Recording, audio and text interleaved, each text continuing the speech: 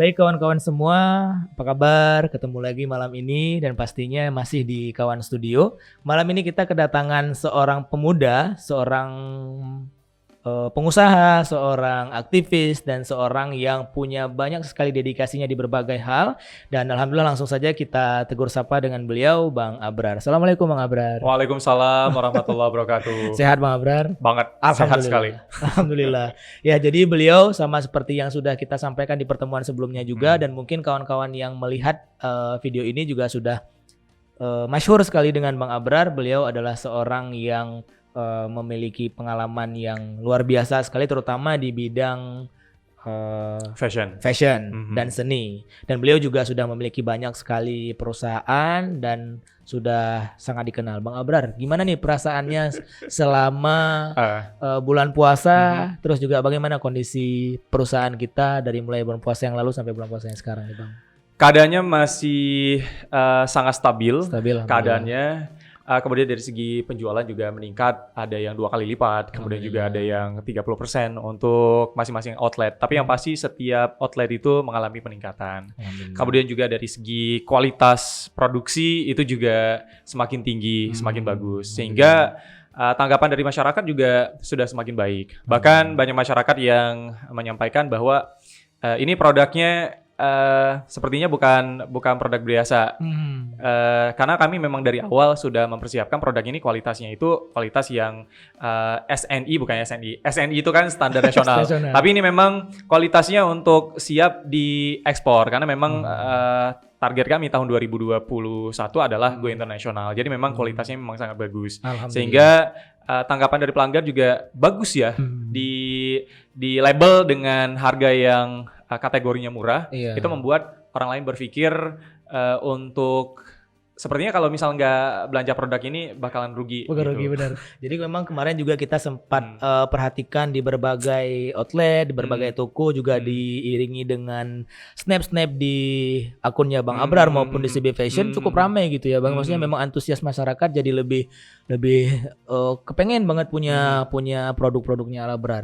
Baik Bang Abrar, sebelumnya kita juga pengen tahu nih Bang Abrar, spirit Bang Abrar dari mulai awal pertama kali pembentukan perusahaan ini, kemudian juga semangatnya untuk membentuk perusahaan ini sampai akhirnya sekarang sudah mau go internasional, itu gimana Bang ceritanya Bang? Boleh dibagi? Iya, awalnya itu memang saya kan backgroundnya memang fashion. Entertain.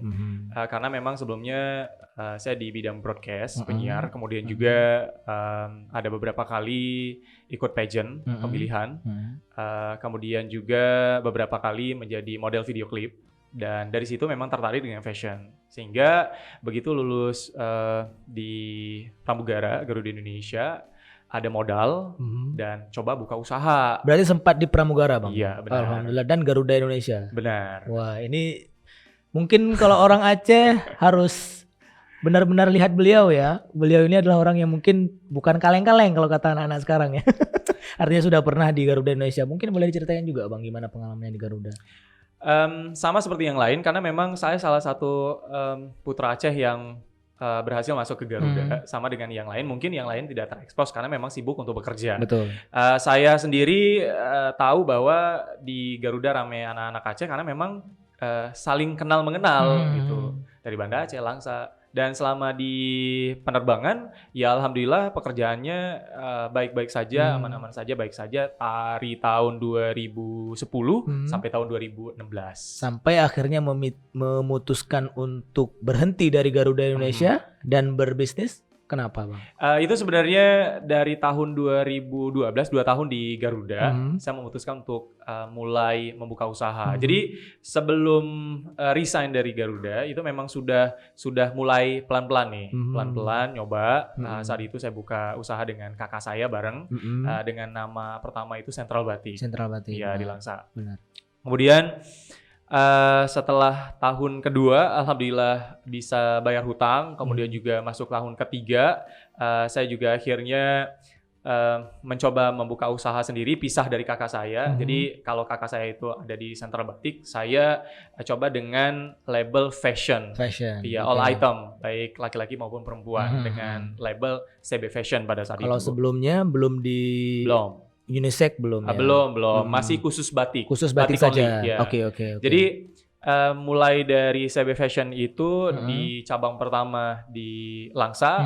Nah, tahun kedua itu sudah langsung buka cabang tahun kedua.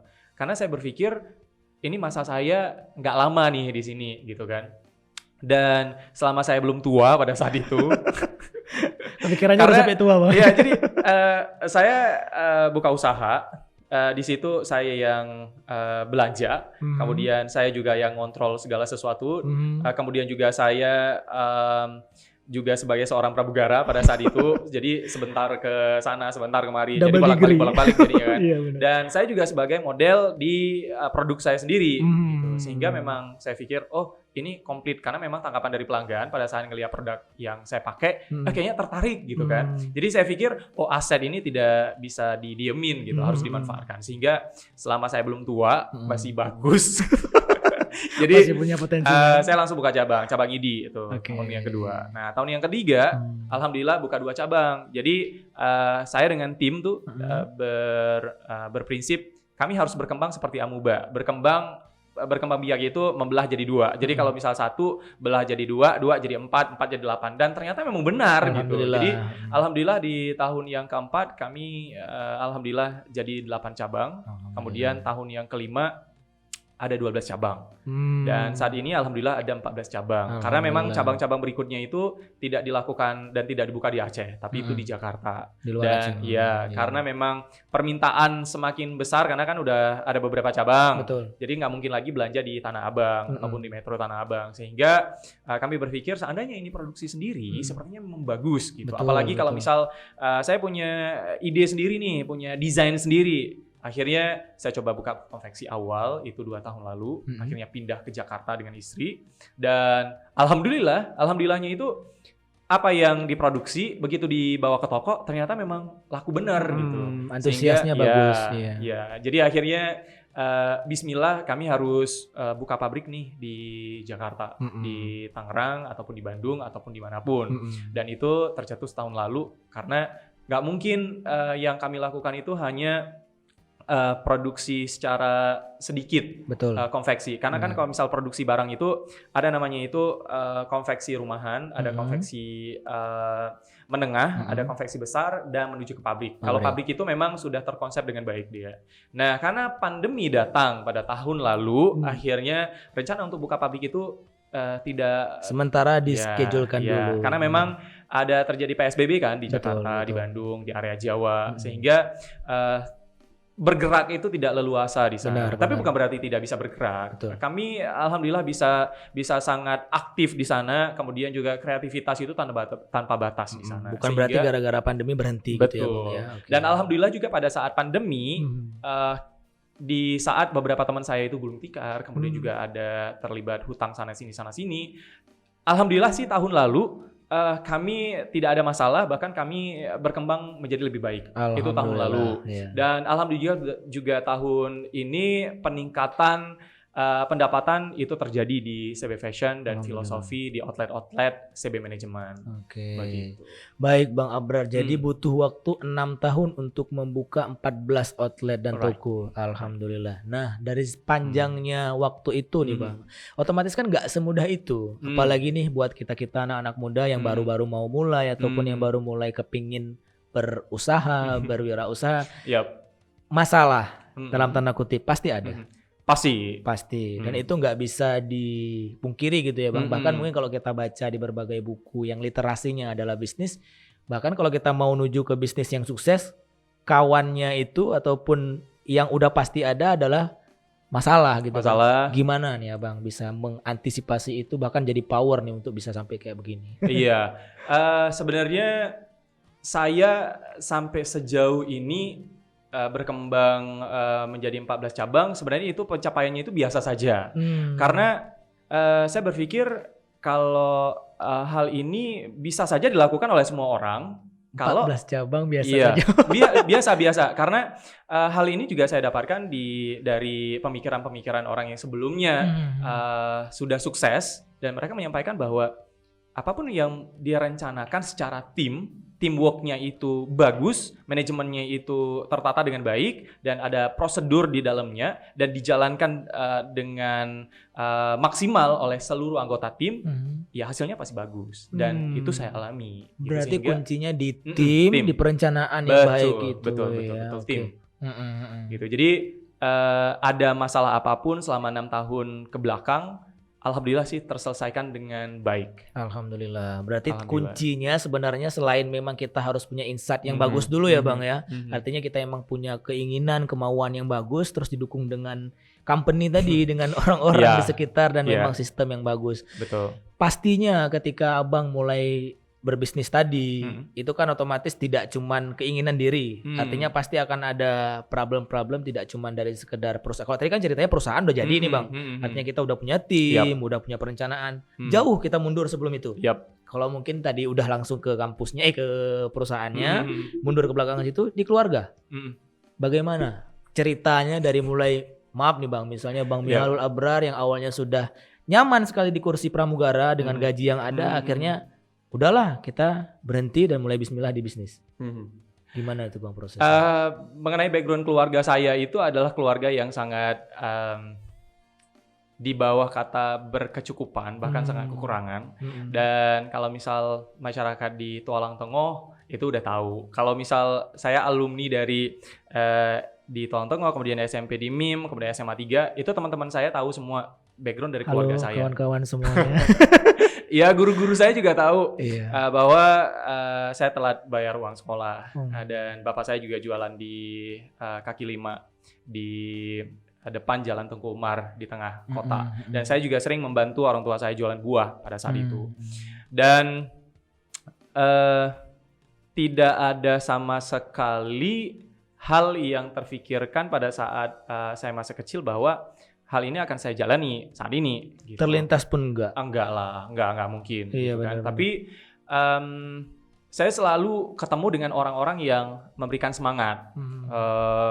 Sebutlah guru-guru saya, kemudian juga orang-orang yang ada di sekitar saya yang ada dalam organisasi. Dan mereka itu selalu menyampaikan bahwa organisasi itu penting, kemudian acara-acara yang kita ikuti di luar itu penting, apalagi lomba-lomba. Sedikit membahas mengenai lomba. Dari kecil saya kan dari segi ekonomi rendah, jadi jajan itu memang sangat sedikit. Jadi dari kecil saya sudah terbiasa untuk mengikuti lomba apapun agar dapat duit. Apapun, nggak peduli lombanya, yang penting ikut yang adalah supaya dapat hadiahnya. Iya, jadi kalau misalnya ada lomba, saya nih lihat dulu hadiahnya besar atau enggak, gitu kan. Jadi kalau misalnya hadiahnya itu besar, saya ikut. Kalau bisa nih juara 1 gitu, biar dapatnya banyak. Betul. Gitu. Jadi karena berangkat dari keluarga yang di bawah kata berkecukupan, akhirnya saat saya ditimpa dengan masalah juga, ya jadi hal yang biasa. Gitu. Jadi pada saat saya di SMA kelas 2 itu saya udah punya penghasilan sendiri.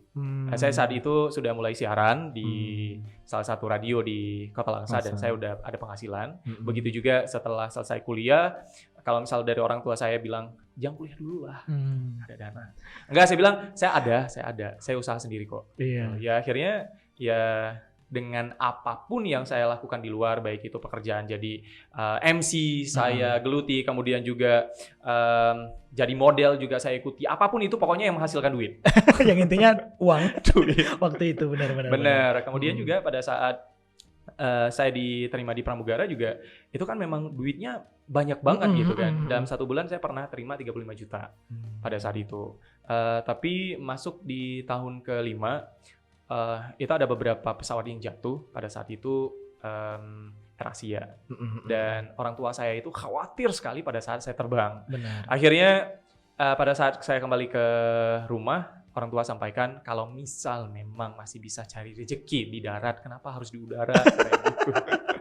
Karena udara sudah terlalu mengkhawatirkan waktu itu. Jadi orang tua saya juga sakit pada saat itu, disampaikan bawalah mama ke Penang karena gitu. Jadi kalau dirawat di Penang kan nggak ada yang lain yang bisa rawat kecuali saya, karena memang untuk keluar negeri pada saat itu baru saya, sedangkan kakak-kakak saya belum pernah. Sehingga saya memilih juga untuk off dari penerbangan. Akhirnya saya fokus dengan usaha. Dan alhamdulillah usaha saya pada saat itu sudah kategori sangat baik gitu. Sehingga saya perannya harus sangat besar karena memang tahun 2016 itu udah masuk ke cabang ke-6 gitu. Jadi memang harus ada saya dan nggak mungkin lagi dikontrol oleh sambi-sambi, udah nggak mungkin. Ya nggak bisa. Memang harus fokus benar-benar. Karena memang begitu ada saya pendekatan tinggi, tapi begitu saya nggak ada terbang pendapatan rendah gitu. Akhirnya ya udahlah fokus nih ke usaha. Dan alhamdulillah begitu saya fokus memang benar-benar sesuai dengan prediksi. Alhamdulillah. Gitu. Berarti benar kuncinya selain memang kita sudah harus punya pondasi yang baik, terus juga komunitas dan timnya juga harus baik. Betul. Dan juga berarti memang harus kita juga ikut aktif di usaha kita. Betul. Karena kan mungkin banyak kawan-kawan di rumah ataupun mungkin yang baru mulai usaha kan langsung berpikir dari awal pengen langsung punya yang usaha diwakilkan ke orang lain, terus diamanahkan ke orang lain. Tapi ternyata memang kita juga harus ikut di situ ya Bang untuk mengontrol tadi ya. Betul. Siapapun kalau misalnya memang terjun langsung akan dapat gitu, jiwanya itu bakal nyatu. Tapi kalau misalnya orang lain yang menjalankan usaha kita pasti setengah hati. Tapi kalau misalnya memang udah di dalam tim dan tim punya visi dan misi yang sama. Dan itu memang sudah berjalan dalam waktu yang lama, itu kan memang sudah teruji. Betul. Sehingga hasilnya juga akan sangat pasti baik. Memuaskan. Baik kawan-kawan. Kemudian Bang Abrar, sekarang udah berapa nih Bang karya kita? Artinya sudah berapa jenis, sudah berapa model, dan udah berapa apa namanya Bang? Kalau ini produk label, label. Ya. Untuk saat ini kalau misal memang produk resmi itu ada 2 yang memang sudah didaftarkan di JKI namanya. JKI. Iya. Itu ada 2 namanya. Yang pertama adalah Al Abrar, itu adalah produk muslim baik yang wanita maupun yang pria, baik baju koko, daleman dan lain-lain sebagainya. Produknya yang muslim itu Al Abrar. Kemudian juga ada Charlie Bravo. Charlie Bravo itu produk fashion laki-laki maupun yang perempuan ya, kaos, casual lah bentuknya. Iya, casual. OOTD lah kalau bahasa sekarang. Jeans gitu kan. Dan alhamdulillah sudah produksi lebih kurang 70% itu memang sudah diproduksi sendiri. Udah punya sendiri semua, dari mulai tahap pemilihan bahan sampai ke produksi bahkan penjualan ya Bang ya. Alhamdulillah. Kemudian ada berapa nih Bang motif? Karena kabarnya saya juga mengikuti di Snap buat kawan-kawan yang juga sudah aktif di mana-mana.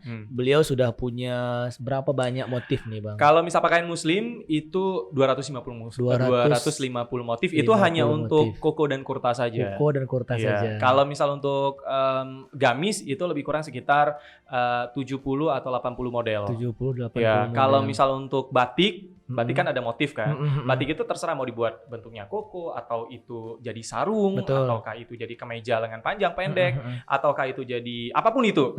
Totalnya itu ada 125 motif yang sudah jadi, dan itu merupakan desain sendiri, dan ada yang dicetak secara manual maupun secara otomatis di mesin. Oke. 6 tahun dengan karya hampir 200-an lebih. Gimana fokusnya Bang?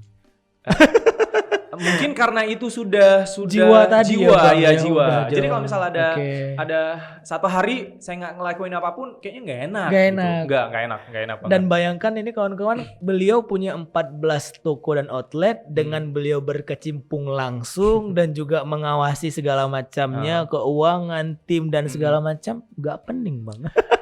Sebenarnya yang kelihatan seolah-olah saya punya semua, saya ngerjain semua. Tapi sebenarnya ada tim. Jadi bagian keuangan lain orangnya. Kemudian di pengontrolan kualitas lain orangnya. Kemudian di bagian penjualan beda. Jadi memang sudah ada bagian-bagiannya tersendiri. Tapi kan saya juga harus terus kontrol nih, bahkan sampai hal terkecil pun saya akan kontrol. Begitu. Bahkan ada terjadi pencurian, kemudian juga penipuan dari pelanggan. Itu memang saya harus tahu. Dan ada? Banyak. Ada, banyak. Bahkan ketetapan dari kami, setiap pelaku, baik itu dari karyawan maupun dari pelanggan, semuanya itu harus ada dokumentasi. Jadi kami foto semuanya. Jadi saya juga sampaikan kan ke sesama pedagang, kalau misal mau tahu orang-orang yang pernah berkasus. kedapatan ya berkasus, itu foto-fotonya ada sama saya. Jadi kalau misal anak-anak lulus SMA yang lagi nyari kerjaan atau kuliahan, ini listnya nih. Iya. Jadi kalau misal memang mau tahu ini kira-kira baik atau enggak, bisa datang ke boleh konfirmasi. Betul, konfirmasi. Bukan cuman dari karyawan, tapi juga dari pelanggan yang rame dan rata-rata ketahuan gitu. Ketahuan. Beda dengan orang yang kadang di tokonya punya sistem keamanan yang memang sudah sangat tinggi. Jadi itu mungkin tidak akan terjadi, tidak akan terjadi. Tapi kalau misal di tempat kami kan cuma ada CCTV. Kemudian juga sistem belanjanya sebelumnya kami pakai sistem kasir, kemudian karena ada beberapa hal akhirnya kembali ke manual. Nah dari situ kami perkuat di kemampuan tim kami untuk menjaga menjaga. Betul. Akhirnya kedapatan itu banyak. Yang kami pikir kedapatan bagus dong kedapatan. Berarti memang kami menyadari bahwa memang ada yang seperti itu. Benar. Gitu. Dan makin menambah waspada tadi ya Bang ya. Gimana dengan beberapa tempat yang lain memang tidak sadar. Bahkan mereka bolak-balik mencuri. Yang akhirnya rugi gitu. Tapi kalau misalnya memang di tempat kami, itu memang langsung ketahuan.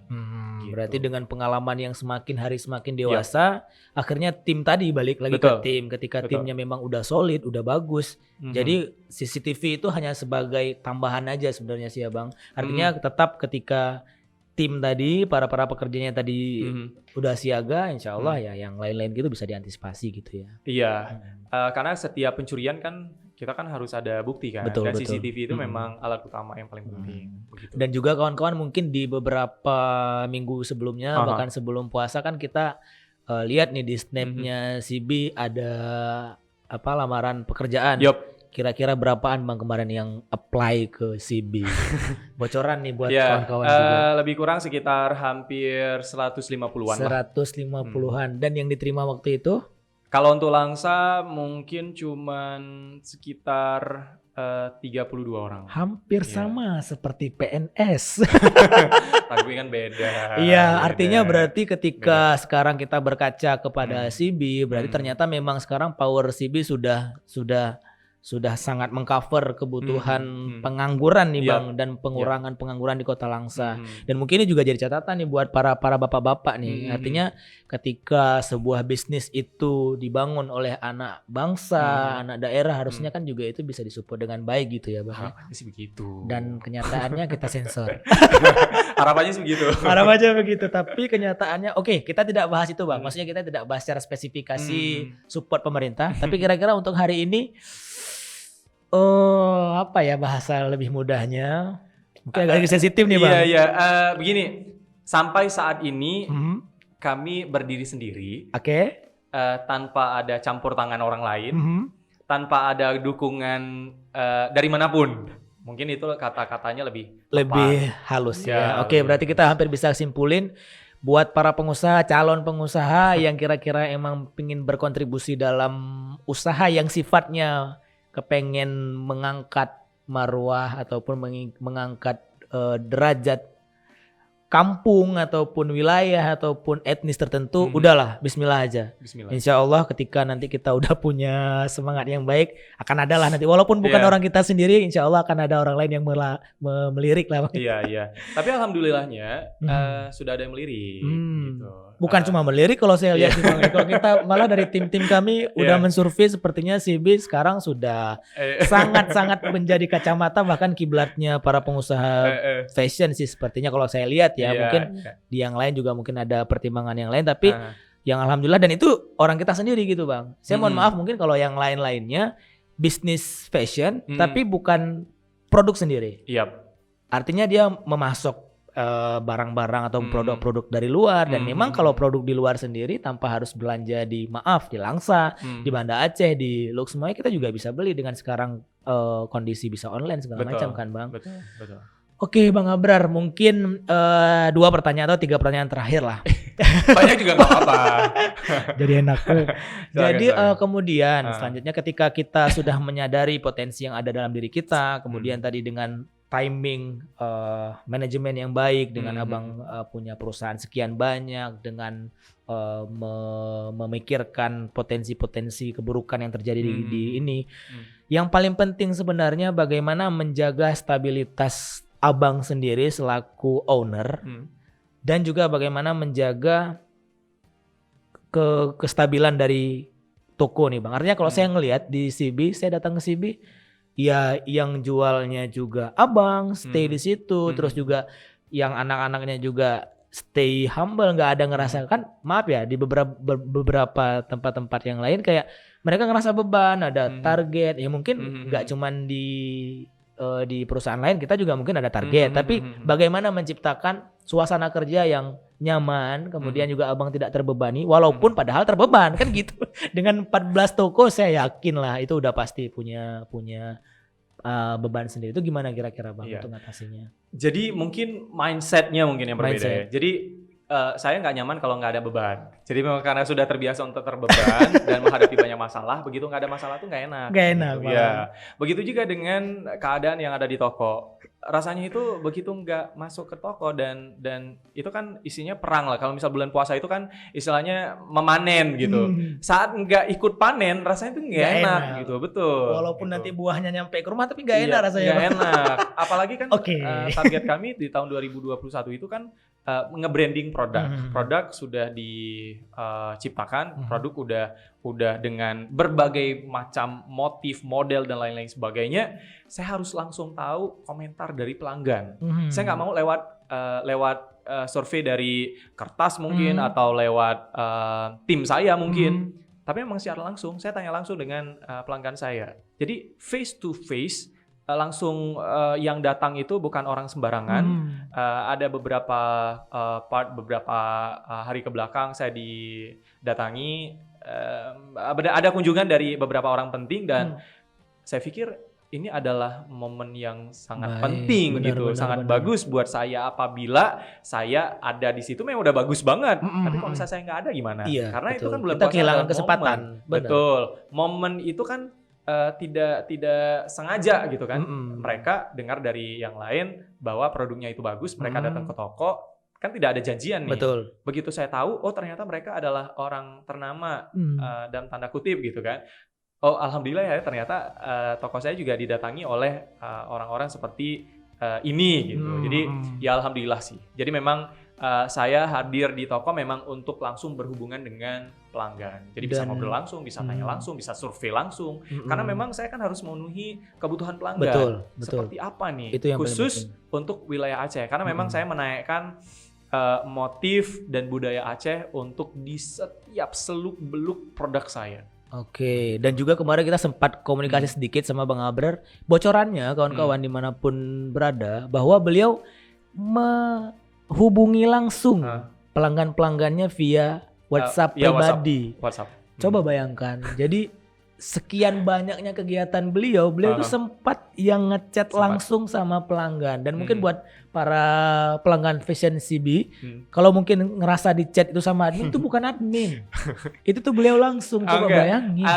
Itu admin CB gitu kan, admin CB, tapi yang pegang handphone selama bulan puasa itu ada saya. Subhanallah. Gitu. Karena saya kan juga harus ngecek ini pelanggan saya ini apakah memang benar-benar aktif atau memang cuma nomor saja tapi memang nggak aktif atau gimana nih gitu. Bahkan ada yang saya telepon secara random kan, pasti ditelepon, kemudian nanyain, kemudian undang ke toko untuk berbelanja tapi di waktu-waktu yang sepi. Tujuannya adalah begitu mereka datang di tempat yang sepi, saya ada waktu untuk ngobrol. Oke. Dan semuanya terlayani? Enggak semua lah, enggak semua. Tapi kan setidaknya saya dapat sampel. Jadi dari sekian rame pelanggan, itu dengan saya lebih dari setengahnya saya dapat. Sehingga untuk menentukan produk tahun depan, saya udah dapat nih pakemnya. Berdasarkan survei itu, ya, benar. Dan itu penting banget sebenarnya kawan-kawan. Jadi artinya ketika saya juga dulu di psikologi, di bisnisnya juga harus begitu. Artinya ketika kita belajar dari pengalaman masa lalu, dan itu bukan berdasarkan survei yang dalam tanda kutip perwakilan, itu lebih optimal dan akhirnya menciptakan peluang baru untuk diproduksi di tahun depan. Dan memang itu udah jago lah. Oke Bang Abrar, kemudian pas kebetulan saya juga ngeliatin Bang Abrar pakai salah satu sengaja CB. Dan saya juga kawan-kawan ini adalah bajunya Bang Abrar, tidak di endorse tapi saya nyaman makainya. Kebetulan alhamdulillah kita Bang Abrar, saya sama keluarga udah ada 4 baju kompak, apa baju namanya? 4 baju kopel bersama keluarga, kakak, mama, bapak dan abang ipar. Alhamdulillah kita punya baju yang seragam dan itu memang komentarnya benar. Dengan dalam tanda kutip budget sekian kita menikmati baju yang nice kalau kata orang-orang sekarang, memang bagus, kan? Ngerasa gitu loh Bang. Dan mohon maaf ya Bang ya, maaf juga para pengusaha yang lain mungkin kalau ada yang terkena gitu. Ada beberapa yang di harga begitu ya gitu, dan bahkan juga ada beberapa yang dengan kualitas yang begini tidak di harga ini, bisa di harga yang di atas itu. Iya, dan memang kita pun, kami masyarakat ya pengen yang kualitas terbaik dengan harga ya itu itu logonya masyarakat ya Bang. Iya. Pelanggan di mana-mana seperti itu. Oke. Barang yang berkualitas tapi harga murah. Oke. Boleh Bang balik lagi ke fashion. Kalau untuk baju yang seperti ini butuh waktu berapa lama dari mulai skate, kemudian Abang pilih bahan sampai akhirnya terpajang rapi di etalasenya CB? Berapa lama tuh Bang butuh waktu? Itu kan proses. Kalau misal memang satuan itu memang panjang. Tapi kalau misal dilakukan secara terkonsep, contohnya misal macam di awal dilakukan desain dulu dalam 1 hari, sebutlah ada 10-15 desain dalam 1 hari. Ya, setelah terkumpul semuanya pelan-pelan disetor ke desain yang memang untuk dibuatkan the real-nya, karena desain saya kan masih desain pakai pensil. Dan itu langsung Abang lakukan. Iya, jadi pada saat dialihkan ke dalam desain nyata, itu kan udah ada warna. Betul. Kemudian cengkok-cengkoknya itu udah dapet. Benar. Kalau misalnya memang ACC itu lanjut ke strike off namanya. Strike off itu adalah bentuk nyata di kain lebih kurang ukurannya 40x40. Jadi langsung bisa dilihat, oh ini bahannya, warnanya kalau misal di bahan ini seperti ini. Kemudian kalau misal memang jadi dicetak di bahan panjang itu bentuknya seperti ini. Namanya strike off. Jadi memang udah kelihatan nyata langsung gitu. Ini pelajaran gratis loh nih kawan-kawan. Coba kita harus bayar berapa ini? Jadi untuk strike off itu selesai, untuk naik ke bahan itu minimal itu untuk saya produksi 30 roll. 30 roll kain. Kalau misal untuk jadi baju itu lebih kurang sekitar 100 lusin. Wow. 1 roll itu 100 lusin. Bukan. Untuk satu model 30 roll dan itu jadi bajunya itu kira-kira sekitar 100 lusin. Oke. Berarti itu butuh waktu berapa lama tuh Bang kira-kira? Ini anggaplah kita mengkalkulasikan dengan lebih ringkas. Kalau tadi kan memang bagian skate kita otomatis untuk menyingkat waktu. Skate dulu ataupun kita desain dulu kan harusnya begitu. Benar. Tapi kalau dikira-kira nih Bang untuk satuan ini kita Abang butuh waktu sekian lama, berapa lama nih Bang untuk sampai satu baju? Terpajang jadi baju etalase, gitu ya. Oke. Kalau di 4-5 bulan. 4-5 bulan. Nice. Berarti itu udah dari mulai tahap awal, mikir segala macam. Dan itu semua dilakukan oleh Bang Abrar sendiri. Artinya desain tadi, kalau desain ide desainnya semua asisnya ke Abang ya. Wow. Kalau desain full. Oke, Bang Abrar, kemudian ini di baju juga. Pasti punya makna. Oh iya. Dan punya karakter. Bagaimana dengan baju yang Abang pakai? Yang saya gunakan itu sebenarnya ini adalah motif yang saya tidak bisa sebut karena ini adalah motif semua orang itu tahu. Ya, soalnya ini motif produk ternama. Tapi saya gabungkan dengan motif dari Gayo. Di-combine. Ya, di-combine. Ini adalah motif Gayo. Jadi saya mau sampaikan bahwa motif Gayo ini kan motif yang sudah mendunia. Benar. Jadi begitu dilempar ke tingkat nasional, ini memang jadi hits. Iya benar. Gitu. Punya jadi, ketertarikan. Betul. Ini adalah salah satu motif yang memang best seller. Kalau misal di Aceh mungkin nggak terlalu tertarik karena mungkin warnanya jreng ataupun warnanya itu paduannya itu kayaknya nggak pas. Tapi beda dengan di luar. Benar. Gitu. Dan mereka punya ketertarikan untuk itu ya Bang ya. Oke. Baik kawan-kawan, itu adalah salah satu contoh daripada bagaimana beliau memproduksi, kemudian ide cara berpikirnya memadukan dengan produk ternama, kemudian dikombin dengan etnik tertentu dan itu ternyata memang bagus gitu Bang. Kelihatannya memang jadi wow. Ya ini keras Shanghai karena ini momen Lebaran benar-benar. Jadi itu pun bisa bisa banget dibuat apapun bisa. Buat para calon pengusaha dimanapun berada, boleh bisa untuk belajar lebih banyak dan beliau punya wadah ya Bang ya. Ya, kami punya wadah tim kan, nge-tim. Jadi kalau misalnya memang mau ngobrol, mau sharing, kan lewat IG juga banyak kan followers yang memang langsung DM caranya itu gimana. Kalau misalnya memang saya lagi waktunya itu senggang dan mungkin biasanya itu di jalan, di perjalanan saya sendiri. Saya tuh sering buat snap ataukah itu story ataukah apapun itu yang ya bisa menjawab pertanyaan-pertanyaan dari yang selama ini mungkin ada tingkat penasaran yang tinggi terhadap apapun yang saya lakukan ataupun usaha yang sedang dijalani atau apapun itu saya akan jawab. Oke. Pesan terakhir Bang Abrar sebelum kita tutup, apa yang ingin disampaikan untuk anak-anak muda secara umum, terus kemudian juga untuk kita nih, mungkin juga kawan-kawan di sini juga ada beberapa yang pengen mulai usaha, terus juga untuk secara globalnya kepada seluruh remaja-remaja dan calon-calon anak dewasa, remaja dewasa yang akan segera berkiprah di masyarakat.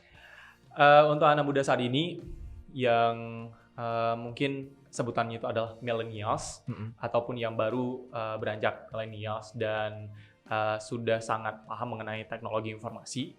Sosial media memang tidak bisa lepas dari tangan. Untuk usaha kalian memang ada rencana untuk melakukan hal itu. Tapi banyak orang yang masih berpikir bahwa kalian nggak mampu. Kalian itu pasti akan diketawakan atau cemoohan atau tidak dianggap atau disepelekan untuk anak-anak muda. Itu wajar. Apalagi karakter dari beberapa orang tua begitu ngelihat anak muda yang mencoba melakukan sesuatu mungkin akan disepelekan. Saya sebagai contoh awal yang disepelekan pada saat itu saya merasa dendam awalnya. Tapi saya berusaha ganti, positifkan pikiran saya pada saat itu. Saya nggak perlu lakukan itu. Yang hanya saya bisa lakukan adalah pembuktian. Jadi dari dulu apabila saya diremehkan, tidak dianggap, disepelekan, saya akan buktikan. Dalam hati, oke, kalau begitu saya akan buktikan bahwa saya bisa. Gitu juga dengan keadaan saat ini, saya disepelekan, kemudian saya tidak dianggap, oke, saya akan buktikan. Kalau saya tidak dianggap di daerah, saya akan buktikan di provinsi. Kalau saya tidak dianggap di provinsi, saya akan buktikan di nasional. Kalau saya tidak dianggap di nasional, oke, saya akan go internasional. Gitu. Luar biasa. Saya jujur loh, ini kawan-kawan merinding dalam kain loh. Bayangkan walaupun memang ruangnya panas, tapi memang benar-benar itu seperti kayak bener luapan banget dan memang itu support banget gitu Bang. Maksudnya karena memang selama ini orang mau berusaha untuk memulai takut. Terus juga yang sudah bermulai tidak dianggap. Bahkan yang mau untuk melanjutkan berhenti gara-gara tidak ada support tadi. Dan ternyata support terpenting memang benar katanya beliau adalah berasal dari insight kita sendiri. Betul. Jadi mau bagaimanapun kita berusaha dan kita mengharapkan support dari orang lain, support dari sekitar kita itu tidak akan pernah berfungsi kalau kita tidak memiliki support dari diri kita sendiri. Benar. Oke, baiklah kawan-kawan semua, kita sampai di sesi akhir dari pembicaraan malam ini. Kita ucapkan terima kasih banyak sebesar-besarnya kepada Bang Abrar. Kesimpulan malam ini yang bisa kita ambil mungkin buat kawan-kawan yang baru mau mulai berusaha ataupun yang baru mulai untuk berpikir berusaha, lanjut, mulai. Karena kita nggak akan pernah tahu apa yang akan terjadi ke depan. Seperti kata beliau tidak akan pernah tahu apa yang hari ini beliau rasakan pada saat dulu berpikir. Ya mungkin ketika sekarang sudah berjalan semuanya baru bisa kita tahu dan akhirnya ada jalan sendiri untuk menyelesaikan permasalahan tersebut. Mungkin itu saja untuk pertemuan kita malam ini. Kita doakan kepada Bang Abrar yang juga beliau akan segera kembali ke Jakarta untuk meneruskan usahanya, produknya, dan kita doakan juga ternyata beliau insya Allah dalam beberapa waktu dekat juga akan membuka pabrik dan itu nantinya akan juga bermanfaat buat kami di Aceh. Amin. Dan insya Allah kita doakan juga beliau bisa buka langsung di Aceh agar kiranya semua perekonomian bisa kita putar dari sini. Iya, nunggu jawaban sebenarnya. Insya Allah kita akan support. Amin. Insya Allah, dan Bang Abrar kita doakan juga sehat selalu dimanapun beliau berada, sukses terus usahanya, amin. Segala macam keburukan yang diniatkan oleh orang-orang yang tidak bertanggung jawab, semoga Allah jauhkan semuanya. Dan buat kawan-kawan sekali lagi, apapun yang ingin didiskusikan sama beliau, beliau sangat membuka peluang sebesar-besarnya, dan kami juga di sini akan sangat senang sekali bila kawan-kawan nanti ingin bergabung bersama kami juga dan bisa membantu untuk kelancaran ekonomi umat. Mungkin itu saja dari pertemuan kita malam ini. Kita ucapkan terima kasih. Kami akhiri. Assalamualaikum warahmatullahi wabarakatuh. Waalaikumsalam warahmatullahi wabarakatuh.